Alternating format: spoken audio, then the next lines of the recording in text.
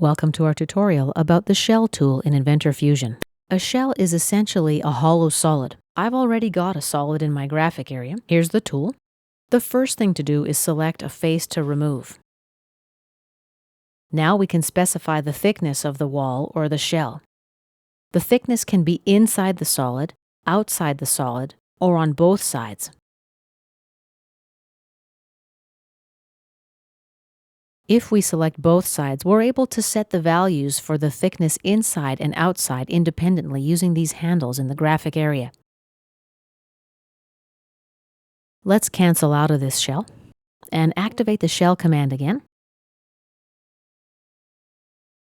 To make a hollow shell, select the solid. The next step is to specify the thickness. If we accept our work as is, we'll end up with an enclosed cavity. In our previous example, we'd first removed a face, so that's what was different there. Let's cancel out of this shell. And let's apply a fillet to this edge. OK. And now let's activate the shell command. Tangent propagation is selected. Let's select this face.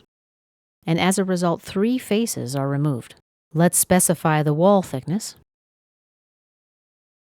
And click OK to accept the shell. This concludes our tutorial about creating a shell in Inventor Fusion.